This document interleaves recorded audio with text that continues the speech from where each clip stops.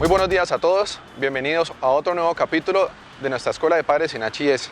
Como en todos los videos, siempre les agradezco a ustedes por su audiencia, por su visita y por sus comentarios y por el cariño que nos han compartido. El tema de hoy es: ¿se puede ser un mejor padre? Es una pregunta que todos nos hacemos. Independientemente de cuántos hijos tengamos o los que no son padres de familia, es importante esa pregunta. ¿Por qué? Cada niño es diferente, pero hay unos principios básicos que a mi parecer son importantes que podemos tener. La experiencia al transcurrir los años nos enseña muchas cosas buenas, pero estos principios básicos nos van a ayudar como a tener las bases de esa crianza con cada niño diferente, sin importar cuántos hijos tengamos. Eso hay que tenerlo claro. Les voy a compartir 8 principios básicos y el primero es: sin enfrentamientos. La lucha realmente de la autoridad en casa no tiene que ser con nuestros hijos, ni tampoco con nuestros familiares, ni tampoco con nuestra pareja o esposo o esposa. ¿Por qué? La autoridad nosotros no la ganamos.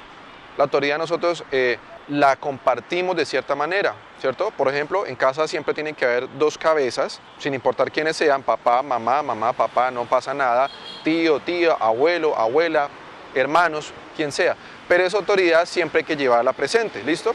Y nosotros, como adultos, se la vamos a compartir a nuestros niños, a los niños que estén en casa. Pero no podemos llegar a pelear esa autoridad y a entrar en enfrentamientos con ellos porque, por ejemplo, se ven casos cuando encontramos que el niño está diciendo: pero tú, ¿por qué haces eso? Mi mamá me dio permiso de hacer esto y tú lo estás diciendo que no. Bueno, cositas como esas tan sencillas, ahí es cuando empezamos a tener esos enfrentamientos. O por ejemplo, cuando yo le digo a mi hijo: es que yo soy el papá, yo soy el que manda en esta casa. Sí, efectivamente puede ser eso, ¿cierto? Pero no hay que recalcarlo de esa manera. De hecho, a todos nos ha pasado, claro que sí. Pero entonces no hay que hacer ese enfrentamiento, realmente no hay que hacerlo. Poco a poco, la autoridad como padre de familia yo la tengo que ir ganando. Porque a medida que yo voy enseñándole a mi hijo cómo son las pautas y cómo son las reglas en casa, es que esa autoridad se va cogiendo más fuerza sobre ellos, ¿listo? El segundo principio: palabras con cariño. Las palabras con cariño para todos son importantes, tanto para ustedes, para la persona que está atrás en cámara, siempre lo digo, para mí, absolutamente para todos en la vida, las palabras con cariño son muy importantes, para nuestros hijos aún más. Pero hay una pequeña diferencia: esas palabras de cariño, de amor, de ternura, hay que darlas en el momento cuando el niño no las está requiriendo. ¿Por qué lo digo así? Nosotros, como seres humanos, como seres de sentimientos, tenemos esa necesidad de demostrar nuestros afectos, nuestro amor hacia el otro y sobre todo a nuestros hijos. Y cuando nuestros hijos nos están pidiendo amor, por ejemplo, el niño pequeñito que alza los brazos y pide que lo levantemos, nosotros lo hacemos por un instinto natural de paternidad o maternidad, como sea. Porque nosotros sentimos esa necesidad de regalarle, de darle amor y cariño. Ahora, cuando un niño es más grandecito y nos está diciendo: papá, dame un beso, papá, dame un abrazo, eso está bien, claro que sí, pero cuando lo pide todo momento, está llamando nuestra atención, ¿sí? Independientemente del tema por el cual está llamando la atención, pero entonces en ese momento es cuando puedo hacerlo de manera equivocada. Cuando un niño está viendo televisión, cuando está haciendo tareas, cuando esté jugando, en esos momentos que él está distraído, es en el momento adecuado para yo demostrar mi cariño y mi afecto frente a él. Un abrazo, una caricia, un beso o una palabra de: mi amor, lo estás haciendo muy bien, eso funciona. El tercer principio es aceptarnos a nosotros mismos. Como siempre lo digo, somos seres humanos, seres de sentimientos, de reacciones y de acciones. Y si nosotros mismos, cuando nos vemos al espejo, no nos aceptamos, ahí vamos a encontrar un conflicto muy grande. ¿Por qué? Porque básicamente, si yo no me acepto como soy, con mis errores, valores, crianza y lo que tenga, ¿cierto? Entonces va a ser muy difícil que yo pueda compartirle eso a mi hijo.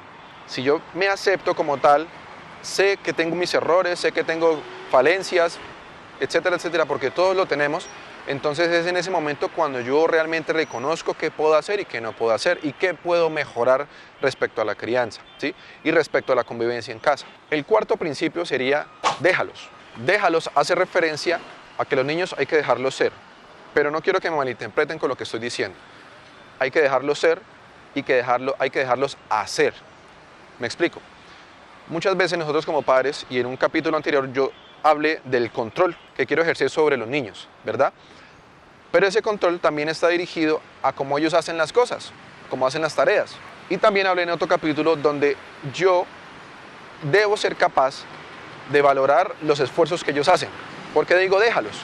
Hay que dejarlos que ellos mismos tomen sus decisiones, no como tal, ¿cierto? Porque nosotros tenemos que guiarlos, pero hay que dejarlos que ellos aprendan a hacer las cosas por sí mismos, que nosotros confiemos en las habilidades que ellos tienen, que confiemos en las capacidades que ellos tienen. Entonces, si un niño está aprendiendo a cepillarse los dientes y de pronto no es capaz de echarle bien la crema al cepillo, untarle la crema, como queramos decirle, hay que dejarlo que aprenda.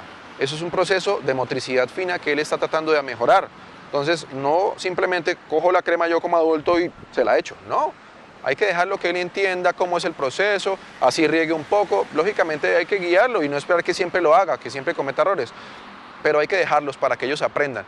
Debemos como tal, como adultos, como padres de familia, cabezas de hogar, decirles que esas cosas y esos esfuerzos que están haciendo son adecuados, ¿cierto? Resaltar el esfuerzo es importante, por eso digo, dejarlos que ellos aprendan de sus errores, que aprendan de sus capacidades y sus habilidades, ¿sí?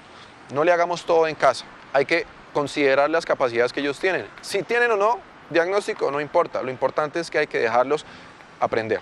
Esa experiencia es importante para el aprendizaje de ellos. El quinto principio es la autoestima. Hablo de este tema porque es muy importante y como vuelvo y repito, sobre todo este capítulo he venido diciendo, somos seres humanos que sentimos, ¿cierto? Y la autoestima es un principio o un factor muy importante en nuestra vida diaria. ¿Por qué? Hay personas que tenemos autoestima alta o autoestima baja, pero lo importante es tener en cuenta algo. Si yo como padre de familia tengo una autoestima baja, por ende, se la voy a transmitir a mi hijo. Si soy una persona, digámoslo así, voy a decirlo de esta manera, una persona muy depresiva, muy triste en todo momento, porque no me acepto como tal, en uno de los principios que había dicho ahorita, y tengo esa autoestima baja, pues lógicamente todo a mi alrededor va a ser de esa forma. Entonces hay que trabajar en ese aspecto. Si yo como adulto no tengo una autoestima adecuada, si no me acepto como tal, como soy, hay que trabajar en ese punto. Y los invito a ustedes, a cada uno de ustedes que están viendo este video, que por favor hagan una autoevaluación respecto a este tema. El sexto principio sería aprendamos a pedir perdón. Cuando aprendemos a decir perdón, sin importar cuál error hayamos cometido, es importante. ¿Por qué es importante? Y creo que este tema ya ustedes lo saben.